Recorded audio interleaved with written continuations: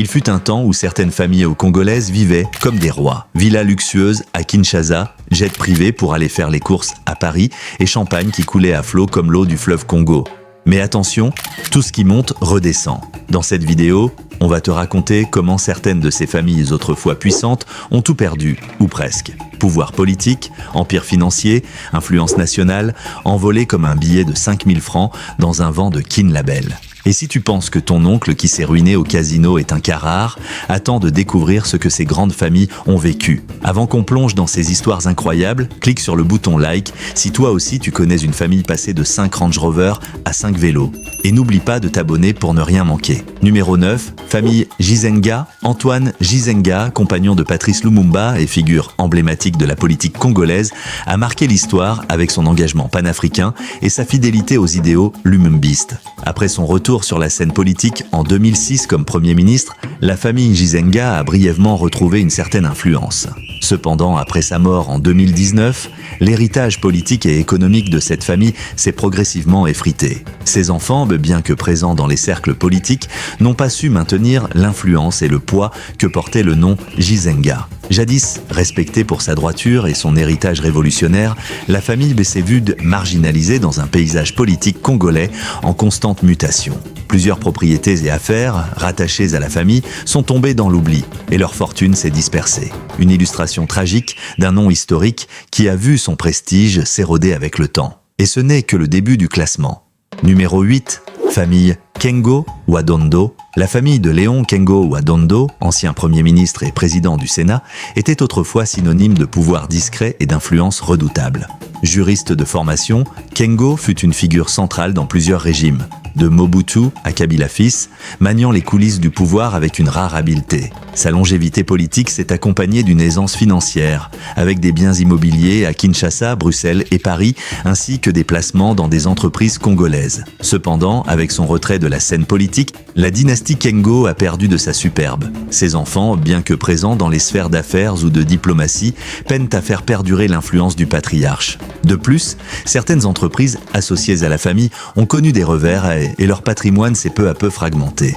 Aujourd'hui, le nom Kengo inspire davantage le souvenir d'une époque que l'image d'une force économique ou politique active. Numéro 7.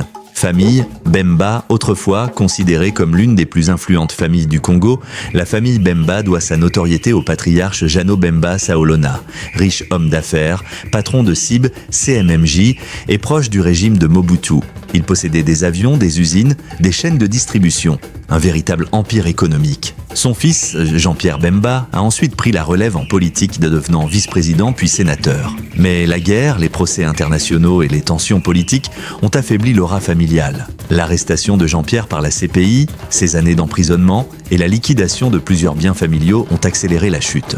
Aujourd'hui, même si Jean-Pierre Bemba est revenu sur la scène politique, l'empire Bemba n'a plus la même puissance économique qu'autrefois. Les anciennes usines ont fermé, les avions ont disparu et la dynastie ne pèse plus autant qu'à l'époque de son apogée. Numéro 6, famille Sakombi. La famille Sakombi, autrefois très puissante grâce à Sakombi Inongo, ministre de l'information sous Mobutu et maître incontesté de la propagande zaïroise, brillait par son influence médiatique. Propriétaire de nombreux biens à Kinshasa et détenteur d'un pouvoir symbolique énorme à travers les médias d'État, il contrôlait l'image du régime et bâtissait sa fortune dans l'ombre. Son fils, Sakombi Mwanangongo, a tenté de maintenir l'héritage, mais la transition démocratique, la libéralisation des médias et les accusations autour du régime Mobutu ont mis à mal cette autorité familiale. Les entreprises ont fondu, les villas ont été revendues et l'emprise médiatique s'est dissipée. Aujourd'hui, le nom Sakombi évoque davantage la nostalgie d'une époque révolue que la réalité d'un empire actif. Numéro 5. Famille Kyungu Wakumwanza. La famille de Gabriel Kyungu Wakumwanza, figure emblématique du Katanga, fut longtemps influente dans la région. Président de l'Assemblée provinciale du Katanga, ancien gouverneur, proche de l'UDPS et fin stratège politique, Kyungu avait su asseoir son autorité tant sur le plan politique qu'économique. Ses liens familiaux, ses réseaux d'affaires et ses alliances régionales faisaient de lui un pilier incontournable.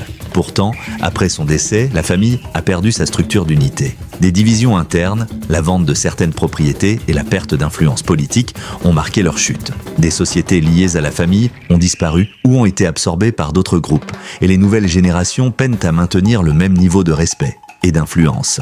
Aujourd'hui, malgré quelques traces d'activité politique locale, l'empire Kyungu semble s'être effrité.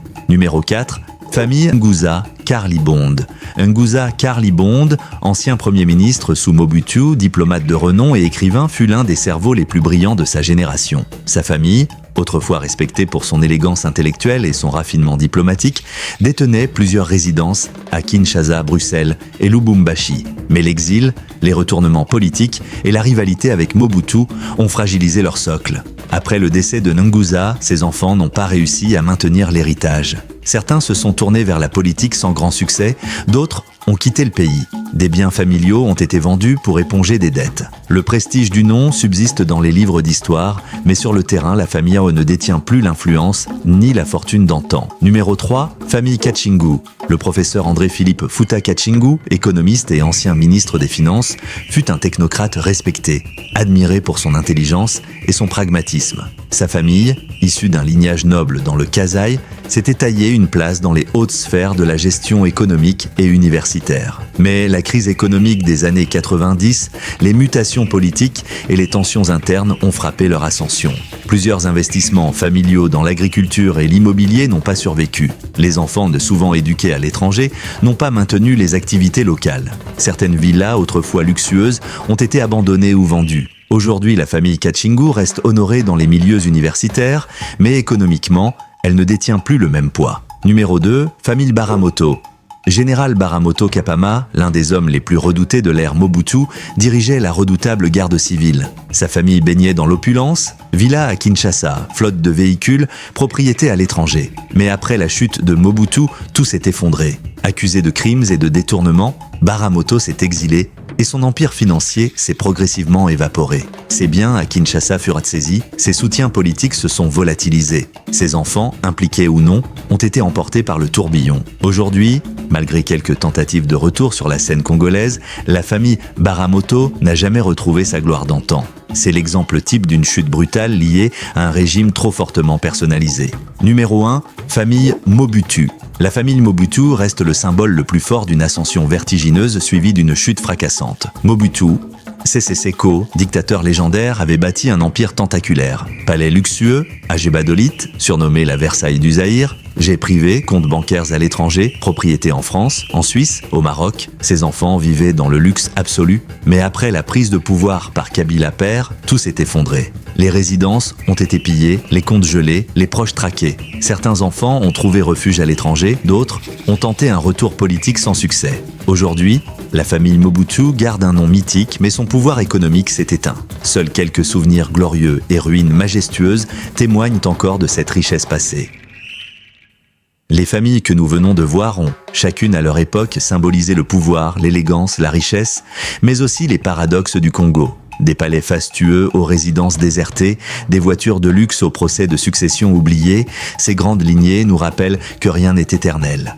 L'argent et l'influence peuvent faire trembler un pays pendant un temps, mais sans vision collective et héritage structuré, tout peut s'effondrer comme un château de cartes. Et si ces histoires nous faisaient aussi réfléchir ? À quoi bon avoir des milliards si l'histoire finit dans l'anonymat ? Est-ce que le vrai héritage ne serait pas plutôt celui qu'on laisse dans les cœurs, dans les idées, dans la construction d'un Congo meilleur ?